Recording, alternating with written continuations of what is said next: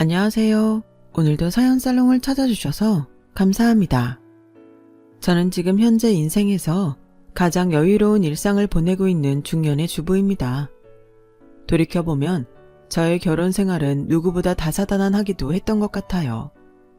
지난 일이기에 지금은 웃으며 회상하지만요. 저는 남편이랑 동갑내기 부부랍니다. 지금은 여자가 30 넘어서 미혼이어도 아무런 눈총 안 받는 시대인데 제가 아가씨 쪽이었을 때만 해도 여자 나이 30을 넘겼는데 미혼에다가 만나는 사람도 없다고 그러면 노처녀 소리 들었네요. 제가 왜 이런 얘기하는지 감이 오시죠?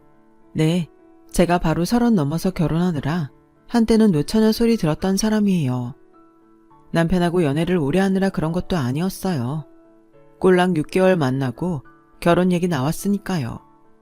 이건 제가 진짜 괜한 자존심 챙기느라 주변 아무한테도 진실을 말하지 않은 건데 청혼을 한 건 남편이 아니라 저였답니다.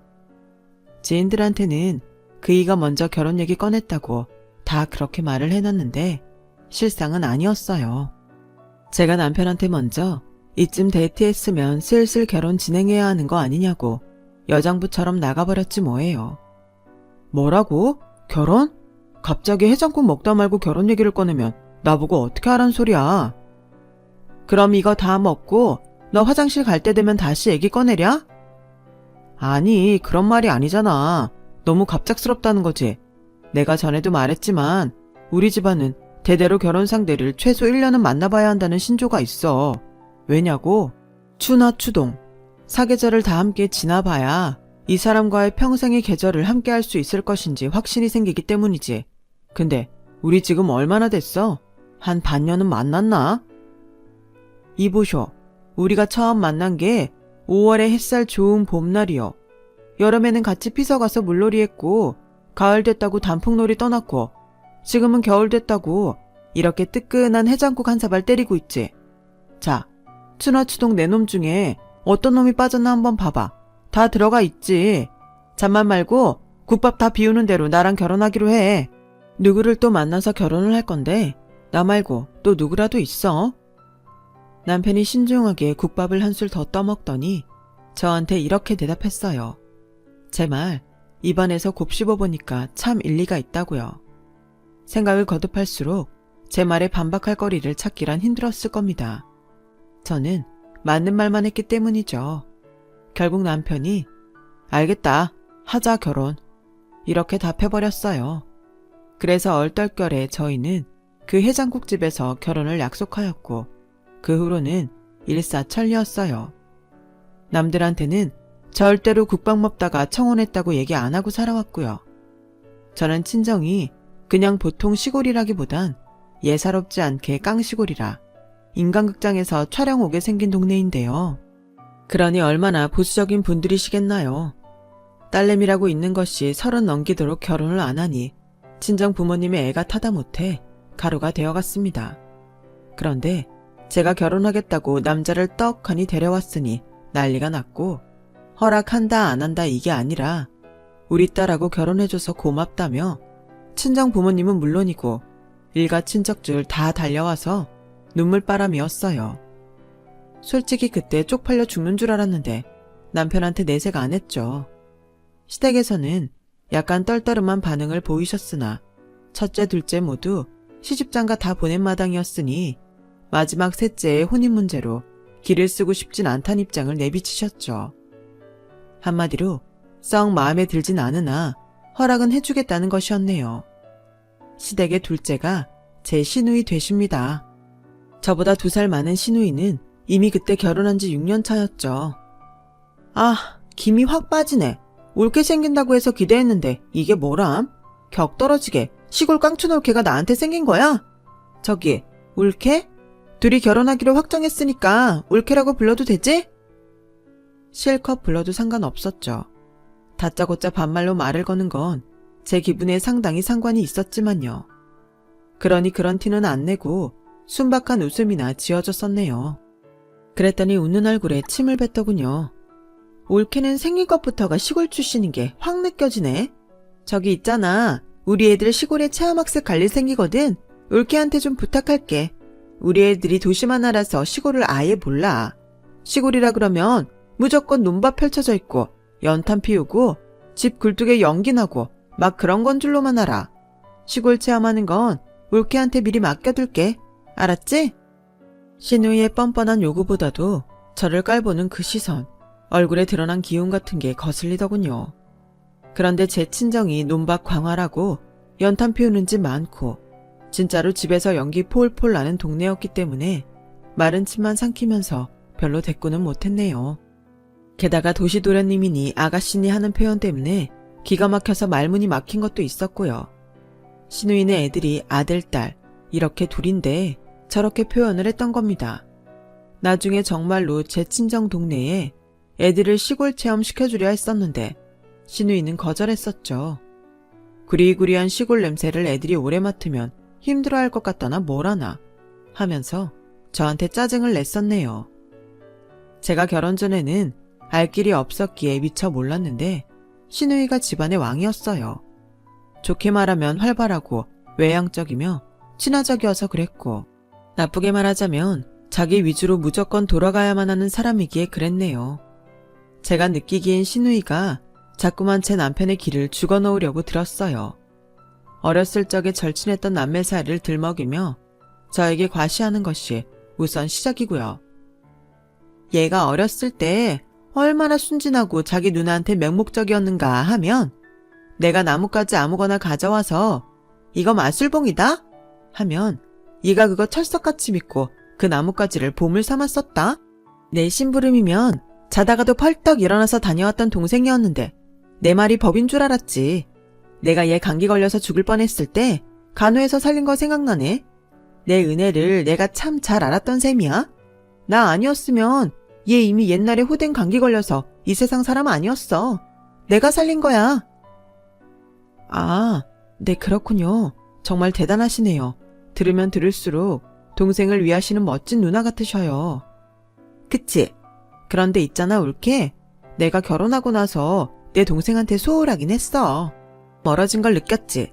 다시 남매끼리 친하게 지내고자 했는데 얘가 글쎄 연애를 하더니 결혼까지 해버린 거야. 이제는 얘가 먼저 나한테 거리를 두고 멀어지네. 나 너무 섭섭해. 말은 안 했지만 계속 서운했어. 충성스러운 내 동생은 어디로 사라졌는지. 그 모든 과거가 내 기억 속에 고스란히 남아있건만. 설마 모른 척하면서 나와 멀어지는 걸까? 신우이가 눈썹을 축 내리면서 과장스레 말을 하는데 꼭 그 모습이 학교 짱들이 반 친구들한테 돈 뜯으면서 친구야, 내가 돈이 없는데 너는 날 안 도와줄 거야? 이렇게 말하는 모습하고 완벽히 겹쳐 보였어요. 그래서 저는 신우이가 왜 자꾸 이러나 싶어서 떨떠름했건만 남편은 자기 누나한테 고자세로 못 나갔죠. 신우이의 말에 아니라고 극구 부인하며 펄쩍 뛰었어요. 자기는 여전히 충성스러운 동생이 맞다고 남편이 그러는 것에 제가 어처구니가 없었네요. 난 올케처럼 겉모습이 일희일비 안 하고 무덤덤한 여자는 매력 없는 것 같더라. 사람이 너무 시큰둥해 보여. 이래서 시골 촌년이라는 말이 있고 서울 깍쟁이라는 말이 있는 건가 봐. 제가 뻔히 보고 있는데도 아랑곳 않고 남편한테 어쩌다 결혼까지 했냐, 눈이 삐었던 거냐 이런 말도 했던 신우이였죠. 그런데 갑자기 남편이 자기가 청혼받는 바람에 결혼한 거라고 어느 날 답을 해버린 거예요. 이게 최대 실수였습니다. 제가 이래서 절대 아무한테도 청혼의 내막을 진실로 얘기 안 하게 된 거였죠. 신우이 때문에 트라우마 생겼거든요. 이걸 빌미 삼고 저를 얼마나 놀려대며 비웃었는지 말도 못해요. 이런 거 안 당해본 사람은 이해 못할 거예요. 너무너무 스트레스를 받았어요. 잊을만 하면 그 얘기를 신우이가 꺼내들었는데 치고 빠지는 것도 고단수라서 정색하고 따지는 사람만 바보되는 분위기를 어찌나 잘 조성했는지 몰라요. 살살 약을 올리면서 남자한테 구걸해서 결혼한 여자의 용기, 노처녀 탈출하려면 자력으로 탈출하는 게 제일이죠. 오, 시골 여장부 납시셨다? 이러는데 환장하는 줄 알았어요. 신우이가 제 윗사람 아니었으면 진작에 판 뒤집었을 거예요. 참았던 주된 이유는 남편이 자기 누나보다 확실히 서열 아래인 게 보였고 시어머니가 일단 시누이 편이라는 게 컸지만 말이죠. 시어머니요. 세상에서 가장 똑부러지고 잘난 여자가 시누이라 믿으셨어요. 엄마, 요즘 여자들 그런 거 잘 몰라. 근데 나니까 아는 거야. 시누이가 이렇게 말하면 역시 내 딸 총명해. 이러시면서 반응도 엄청 잘하셨어요. 눈에는 놀라움을 가득 담으신 채였고요. 지켜보는 저만 어처구니가 없어지는 거였죠. 그래서 제가 몇 번이고 그런 장면을 목격하다가 어느 날 한 번은 저도 아는데요. 그거 요즘 모르는 여자들 아무도 없어요, 어머님. 이런 식으로 정정을 해버렸어요. 그랬더니만 시어머니 당황스러워하시고 시누이는 황급히 수습하더군요. 이후부터 시누이가 저랑 시어머니 이간질 작업 들어갔고요. 생각해보니까 또 열받네요. 제가 이런 방면에 둔감한지라 시누이의 이간질 작업을 한참 지난 후에나 알았답니다. 제가 시어머니 뒷담을 시누이한테 하는데 시누이는 제 눈치 보느라 어쩔 수 없이 장단을 맞춰주고 있다는 등, 제가 남편 꽉 잡고 살아서 남편이 불행해 죽겠다는 등 이렇게 말하면 시어머니는 시누이 말을 다 믿으셨던 거예요. 가뜩이나 제가 나이 많은 여자라며 썩 좋아하지 않으셨는데 시누이가 이간질 작업 싹 쳐놓으니 어떻게 됐겠어요. 저는 완전히 비호감으로 낙인이 찍혀버리게 된 거였죠. 시어머니는 가만 보면 저희 시골 친정 부모님 같은 분이셨어요. 부모님은 홈쇼핑에서 광고하면 엄마나 저런 용한 게 다 있나? 요술 아니야? 이러면서 주문하셨죠. 시어머니도 똑같으신 분이었고 홈쇼핑에 홀라당 넘어가셨으며 원체 팔랑귀인데 이제 그게 시누이한테 최적화되어 있으셨네요. 오랜 세월 길들여지신 탓이었겠죠. 제가 한동안 시어머니 때문에 얼마나 힘들었는지 말도 못합니다. 저한테 뭐 건네실 때 휙휙 집어 던지시고 제 말이 꼬투리 잡아서 따져대시고 제가 남편한테 어떻게 하고 있는지 사사건건 참견하시면서 저 압박하시고 이런 건 기본이었고요. 제가 뭘 여쭤볼 때면 흥 하시면서 대놓고 코웃음을 픽 치시는 게 가장 당혹스러웠네요. 제가 말도 안 되는 시집살이에 휘말렸다고만 생각했었는데 어느 날 시어머니의 혼잣말에서 뭔가를 감지해냈었죠. 채, 저래놓고서 속으로 나를 또 저주해야 되겠지? 겉과 속이 다른 무서운 년.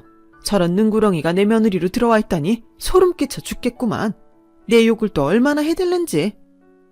직감적으로 이거 뭔가 있다 싶어서 남편하고 상의에 들어갔고 날 잡아서 저희 부부가 시어머니 모시고 멀리 여행 갔었어요. 셋이서만 하루 종일 시간을 보내고 놀았더니 마음이 풀리셨는지 저녁이 되니까 실토하시더군요. 내내 저한테 서운함을 느껴오셨고 제가 속에 든 게 엄청 많은 무서운 여자라는 생각을 하고 계셨네요. 저를 그리 보게 만든 원인이 시누이였죠. 제가 당연히 억울하고 분한 마음에 눈깔 돌아갔죠. 시누이한테 당장 따졌었어요. 대체 왜 그런 거짓말을 했냐고 하면서 화를 냈고 사과를 요구했습니다. 그런데 시누이는 당당하게 나왔어요. 올케를 보면 우리 엄마 싫어하는 게 다 느껴졌어 그랬어. 어차피 속으로는 그런 생각 다 하고 있었을 거잖아. 그러니까 내가 없는 얘기 지어낸 것도 아닌 거지. 독심술하는 궁예도 아니고 자기가 어떻게 제 속을 들여봤단 건가요? 진짜 환장하게 써서 속이 다 타들어가는데 그런 제 앞에서 시누이는 역시 시골 깡촌 출신의 무식한 년은 앞뒤 안 재고 이렇게 달려든다면서 제 흉을 대놓고 봤죠. 결국 시누이랑 대판 크게 싸워버렸네요. 억울했던 건 그 바람에 시누이가 지난 시간 동안 저를 모함해왔던 건 흐지부지 되었으며 사과도 못 받았던 거였어요. 그리고 시댁 첫째가 남편의 형, 시숙인데 멀리 사시거든요.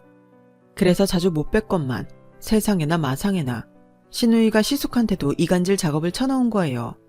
시숙의 아내인 제 형님 되시는 분은 이미 시누이한테 세뇌당하신 지 오래였어요.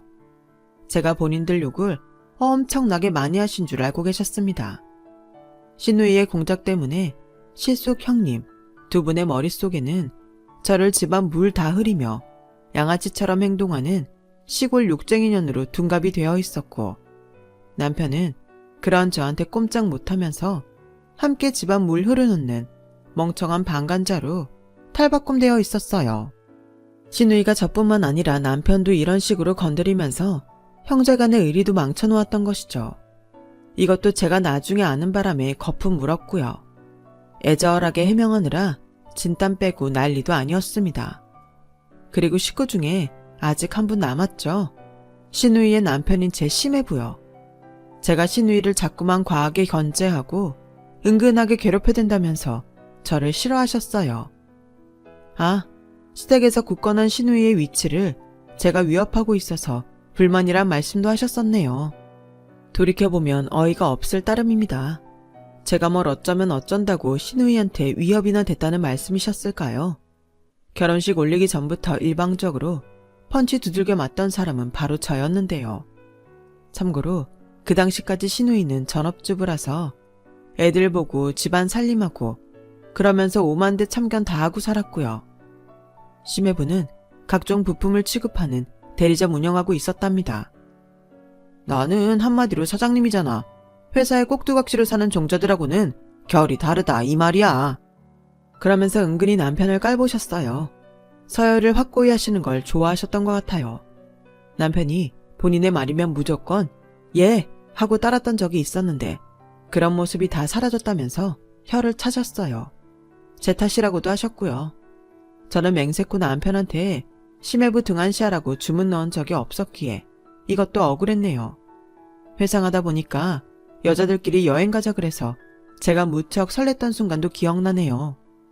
시어머니 신우이, 형님 저 이렇게 넷이 가자면서 기획했었고요. 저는 사람이 넷이니까 차 타고 가기도 딱인 것 같다면서 신우이랑 나름 열심히 여행 의논했었어요. 그런데 정했던 날짜보다 일주일 이른 주말에 저 빼고 셋이서 여행 다녀왔습니다.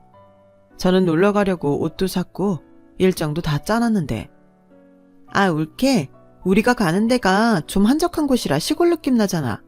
울케는 가뜩이나 시골이라면 지긋지긋할 텐데 빠지고 싶은 티도 못 내고 있을 게 뻔해서 내가 울케 빼줬어. 고맙단 말은 안 해도 돼. 신우이의 짓이었죠.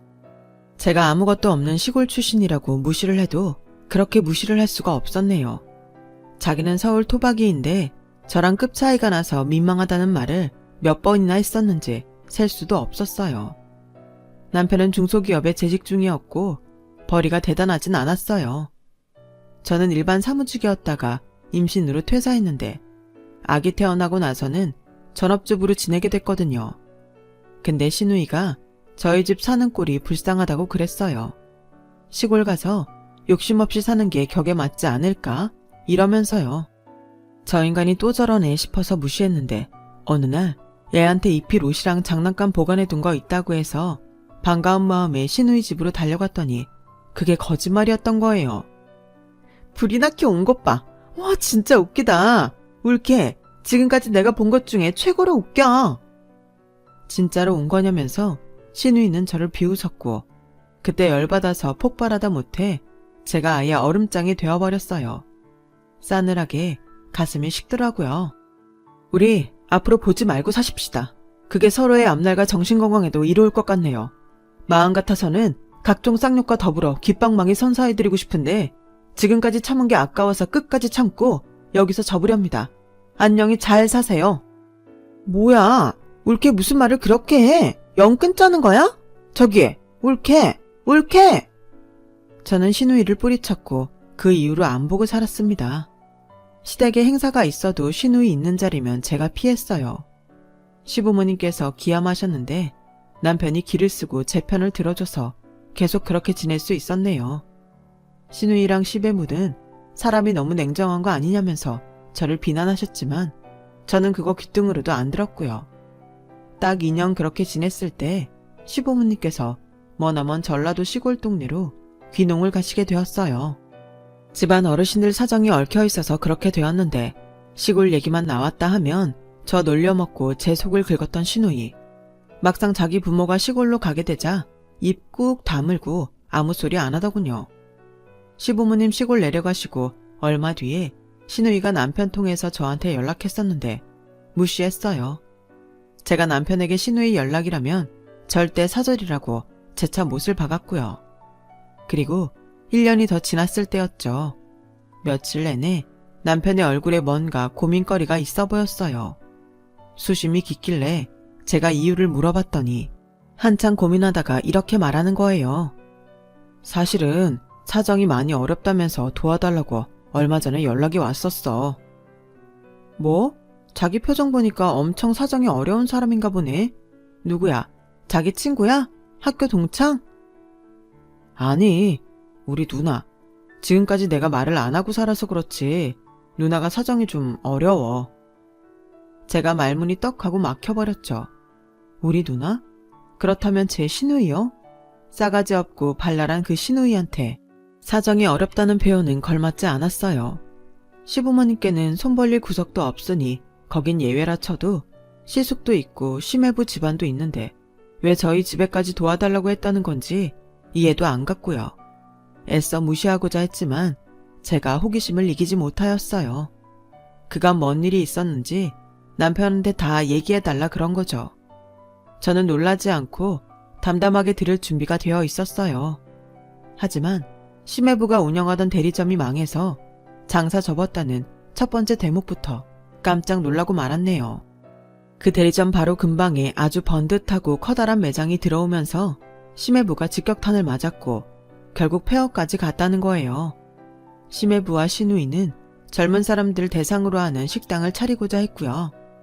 전 이건 역시도 전혀 몰랐기에 듣고선 또 놀랐죠. 식당을 오픈하려고 했었다니 이 과정에서 시매부가 모은 돈 거의 다 들어갔고 시누이가 시숙한테 돈 빌려달라고 해서 받아 썼다네요. 그런데 업자한테 사기를 당한 거죠. 견적서 다 뽑고 입금했는데 그게 실수였습니다.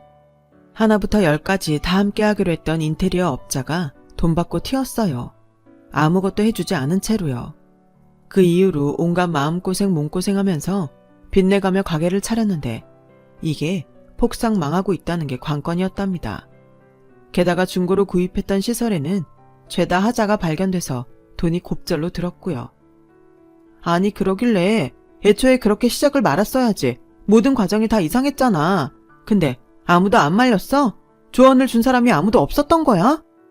제가 기가 막혀서 따지듯이 묻고 말았는데 남편이 고개를 푹 숙이더군요. 자기는 신우랑 친남매이니 깊은 책임을 통감하고 있었을지도요. 얼마 전에 가게를 팔겠다고 내놨는데 권리금 4천 내고 들어왔던 그 자리를 권리금 3천으로 내놔도 문의 하나 안 왔대요. 그런 와중에 시매부의 부친께서 뇌졸중으로 쓰러지셨지. 시누이네 둘째 딸이 극심한 아토피가 시작돼서 말도 못하게 괴로워하며 학교에도 못 나가는 날이 부지기수라 그러지. 엎친 데 덮친 격이라는 말이 그래서 있나 보더군요. 자꾸 힘드니까 예민해져서 그런지 시누이가 시부모님하고도 대판 싸웠대요. 돈 문제 때문에 시누이는 시숙하고도 이미 싸운 뒤였고요. 그러다가 심지어는 시매부가 시누이랑 부부싸움을 심각하게 해서 현재는 냉전에 들어갔고 이혼 한 해 만에 얘기가 나오기 시작한 참이라고 했어요. 들을수록 전말이 너무 많은데? 이 엄청난 일들을 나는 아무것도 모르고 있었단 말이야? 이게 가능해? 말을 뱉은 제가 스스로 입을 턱 막아버렸네요.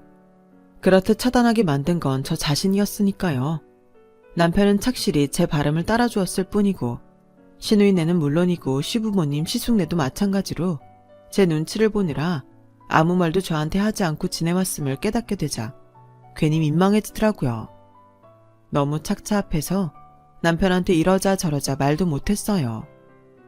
그런데 사흘인가 지났을 때 남편이 난처한 눈으로 저를 바라보면서 묻더군요. 누나가 내일 우리 집에 잠깐 들르고 싶다는데 그러라고 할까? 저는 그 방문 이유를 뻔히 짐작함에도 어쩔 수 없이 고개를 끄덕였죠. 시누이가 직접 이 상황에 오겠다고요? 적어도 제가 아는 시누이라면 고개 빳빳이 들고 개지랄을 떨지언정 저한테 고개 숙일 사람이 아니었어요. 과연 무슨 얘기를 하려나 했는데 저희 집에 시누이가 들어선 순간 제가 너무 놀라서 숨을 잠깐 멈춰야만 했습니다. 오랜만이야 올케. 그동안 잘 지냈어? 롤케이크 좀 사왔는데 좋아할까 모르겠네. 어색한 표정으로 저한테 인사를 건네는 시누이가 너무 수척해 보였어요. 살도 그냥 빠진 게 아니라 진짜 온갖 마음고생 다 해서 살이 쭉쭉 내렸다고 표현할 때 그런 모습이었어요. 눈가가 퀭하더군요. 그 모습을 보자 제가 내심 준비하고 있었던 회심의 발언들이 다 눅눅도 사라져버렸네요. 신우이한테 톡톡 쏘아주려고 했건만 도저히 그럴 게 아니었어요. 조용히 식탁에 함께 앉아서 커피랑 롤케이크를 먹으며 이야기를 두런두런 나눴습니다. 차린 가게는 늘 적자에다가 내부 하자도 너무 많아서 어쨌든 처분하는 게 1순위라고 했어요. 장사를 이어갈 의지는 전혀 없더군요. 알고 보니 지척에 동정원 매장이 3군데가 있었고 탄탄하게 자리를 잡은 상태라 비집고 들어가기란 무리라 했어요. 에휴, 듣는데 절로 한숨이 나오더라고요. 권리금을 2천까지 어제자로 내려놓았으니 어쨌든 가게를 넘길 수 있을 거란 말을 하면서 신우이는 긴장된 눈빛으로 저를 보더니 이렇게 물었죠. 저기 그래서 말인데 갚을 수 있으니까 정말 그럴 자신 있으니까 돈을 빌려줄 수는 없을까? 가게 차릴 때는 성공할 자신이 있으셔서 차리셨을 텐데 지금 이렇게 됐잖아요. 과연 돈 갚으실 수 있을까요? 권리금 2천이라 하셨으니 지금 2천만 원 빌려달라고 하시는 걸까요? 아니 2천 말고 3천만 원 빌려줬으면 하는데 진짜 간절해서 그래. 현금이 하나도 없어. 돈 나갈 때 투성이고 다달이 대출이자 갚아야 하는데 그거 갚으려고 또 대출 받을까 하다가 그러면 정말 목이 졸리는 기분이 들 것 같아서. 저도 그랬어요. 전에 저한테 비수 같은 말을 마구 던지시고 저한테 못되게 구시고 제 인격 모독까지 하셨을 때 저도 목이 졸리는 기분이었어요. 올케, 내가 미안했어. 그때는 내가 올케라는 존재를 어떻게 대해야 할지 몰라서 자꾸만 막 나갔었나 봐. 버릇 나쁘게 사는 습관을 못 고치고 아무렇게나 굴었던 것 같아. 올케한테 사과하려고 그랬었어. 한참부터 사과하려고 했었는데 올케 절대 나 안 보고 싶다니까. 내가 올케한테 진짜로 미안한 마음이 있다면 그 뜻을 따라주는 게 맞다고 생각해서. 신우이가 말하다 말고 눈물을 보였어요. 이렇게 울 줄 아는 사람이었구나 싶어서 기분이 묘했네요. 남편은 자기 누나를 쳐다보지도 않고 그냥 커피잔만 내내 보고 있었고요. 저는 깊은 한숨을 내쉬다가 신우이한테 이만 가라고 그랬습니다. 3천만 원이 네 집 개 이름인 줄 아세요? 저희 사는 모습이 불쌍하다고 하실 땐 언제고 그 돈이 저희한테 있을 거라 믿었나 보네요. 황당할 따름입니다. 제가 거듭 말했어요. 빌려줄 돈은 먹고 죽을 애도 없다고요. 신우이가 눈물을 훔치면서 일어나더군요. 정말 미안했어. 그리고 지금도 이런 얘기 꺼내서 올케 마음 불편하게 만든 거 미안하고. 나는 참 이래저래 사람들한테 미안할지만 하고 사는 사람인 것 같네. 신우이가 그런 말을 자조적으로 중얼거렸는데 표정이 정말 씁쓸해 보였어요. 제가 모르는 사이 신우이한테 많은 변화가 생긴 건 틀림없었죠. 저는 남편한테 현금 3천, 저희한테도 큰 돈이니까 절대 빌려줄 수 없다고 못 박았어요. 엄한 생각하지도 말라고 했죠. 그래, 맞아. 알았어. 나는 무조건 우리 여보가 결정한 대로 따를 거야. 남편이 시원하게 바로 대답을 했는데 그 얼굴에는 고뇌가 담겨 있었기에 그걸 모를 제가 아니었어요. 그날도 그 다음 날도 제가 잠을 무척 설쳤습니다. 못된 신우이의 지난 행각, 그리고 현재 마주한 신우이의 힘든 몰골이 교차되어 스쳐갔고 고생하고 있을 그 집 애들도 제 마음을 쓰라리게 만들었죠. 저는 결국 이틀을 더 뒤척거리고 나서야 제 발로 신우이를 찾아갔어요. 이사한 집이 전에 살던 곳보다 많이 아담했죠. 돈 빌려주러 온 거 아니라고 하니까 신우이가 피식 웃으면서 커피를 내줬어요. 예전에 그 기세는 온데간데 없다는 게 재차 실감나는 모습이었어요. 다음 주에 받을 수 있는 대출 알아볼 참이라고 신우이가 덤덤하게 말했고요. 네? 2천만 원을 내놨는데도 권리금을 더 깎으려는 사람들만 있다고요? 그 자리를 2천만 원도 못 받는다는 건 말이 안 돼요.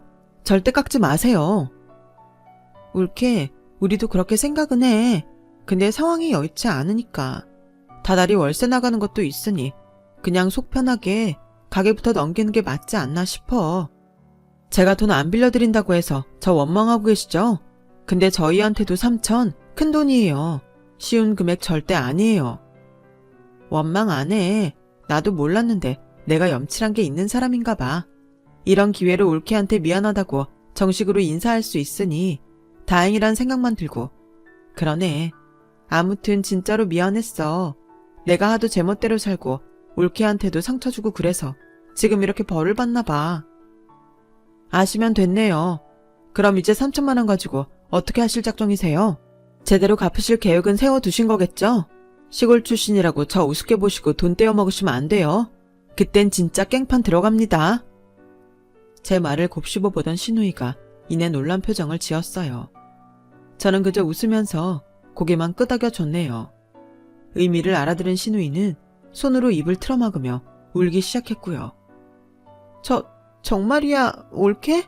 그 돈을 빌려주겠다는 거야? 그렇게 비웃었던 제 시골 친정집 덕분에 제가 그 돈 가지고 있는 거예요. 친정엔 나름 재산이 있어서 망정이죠. 아니었음 현금 3천이요? 어림도 없었어요.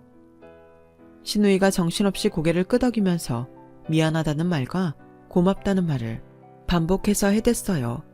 호구 등신이란 소리 듣는데도 할 말이 없었지만 신우이는 제 남편의 친누나이고 신우이 애들은 제 남편의 친조카들이고 어쨌거나 저와도 가족이고 결국은 외면이 안 되더라고요.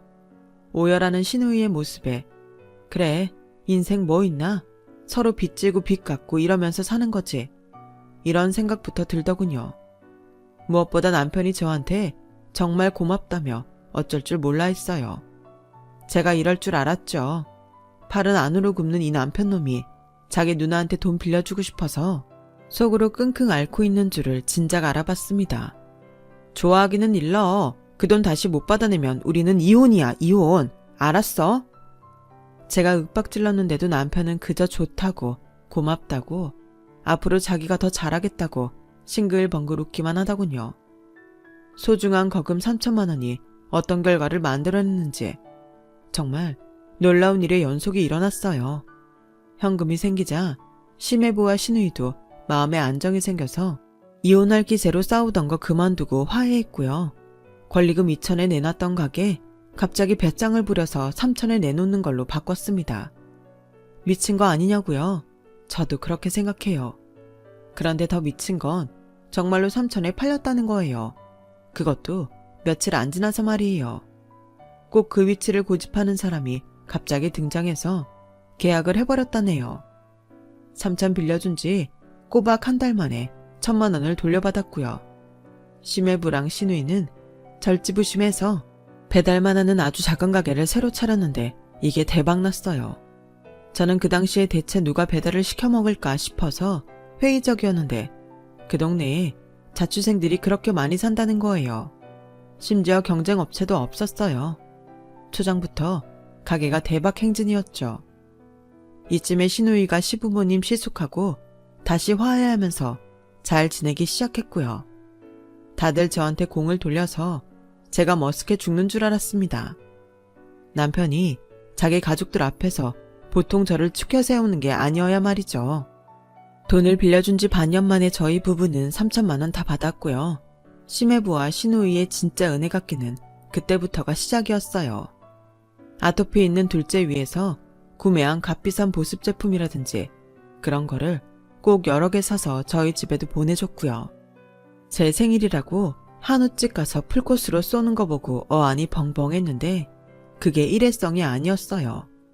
크리스마스 때는 호텔에서 파는 케이크 줬고 심지어 설날 연휴에는 스케일도 남달랐죠. 올케, 시골 출신이라 역시 촌스럽네. 원래 명절에는 밖으로 나가는 게 진짜 백이 잘 사는 도시 사람들의 문화야. 내가 알려줄 수밖에 없겠다. 잔말 말고 다녀와. 네?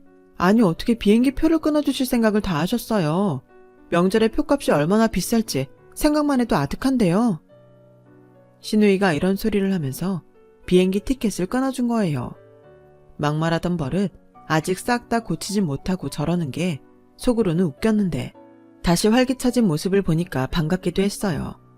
신우이가 여행 보내주는 거니까 시댁 친정 모두 저희 부부가 명절에 못 찾아뵈어도 아무 말씀 못 하시는 게 재밌었네요. 신우이 덕분에 명절에 해외 나가서도 놀아봤어요. 아주 호강했죠. 여름이면 럭셔리한 피서 계획 신우이네가 짜서 저희 집에 보내줬고요. 제 생일에 기본 100만원씩 붙여요. 제가 이런 거 부담스러워하는 사람인 거 아시고 일부러 더 이러시는 거죠? 올케, 이런 데서 은근히 눈치가 좋네. 맞아. 올케가 부담에 지식되는 거 보니까 내가 너무 재밌어서 멈출 수가 없어. 이 재미 보려고 열심히 돈 번다니까. 몇 년이 지나도 아직도 이러고 있어요. 신우이랑 저랑 타고난 성격 자체가 워낙 다르다 보니까 물과 기름같이 안 섞이는 건 어쩔 수가 없는데요. 다른 사람들하고는 비교할 수 없는 독특한 신뢰가 깔린 관계이기 때문에 아주 특별한 사이예요. 신우이 심해부, 시조카들 이렇게 네 식구는 현재 아주 잘 지내고 있어요. 시원하게 성공가도를 달리는 신우이네를 보면서 저희 부부는 흐뭇한 미소를 지어왔네요. 이런 일을 지나오면서 저는 남편에게 속으로 깊은 신뢰가 생긴 것만 같아요. 자기 누나한테 제가 포용력을 보여줬으니 자기는 그 이상으로 저한테 보답하겠다는 식으로 엄청나게 더 잘해주기 시작했고, 꽤 한번 안 부리고 직장에서 일을 더 열심히 하는 바람에 기대도 하지 않았던 승진까지 이뤄냈거든요. 고마운 줄 모르는, 받고 나서 입을 싹 씻어버리는 사람들이 이 세상에 얼마나 많이 있는 줄을 제가 어림짐작이나마 알고 있기에 제 남편이랑 인물이 마땅한 도리를 귀하게 여기는 사람이어서 감사하고 또 고마움을 느낍니다. 좋은 사람이 좋은 사람들을 만들어낸다는 말처럼 저도 남편으로 인해 더욱 좋은 아내, 좋은 엄마, 좋은 올케가 되고 싶다는 생각이 강해졌어요. 오늘 역시도 그 생각을 품은 채 하루를 살아가고 있는 중이죠. 제 이야기는 여기서 매듭을 지을게요. 들어주신 모든 분들이 인생에서 귀한 인연 많이 만나시고 또 만드시기를 기원하겠습니다. 여러분, 사연 댓글에 응원과 현명한 조언 부탁드려요. 좋아요와 구독은 저에게 큰 힘이 됩니다. 오늘도 좋은 일 가득하세요.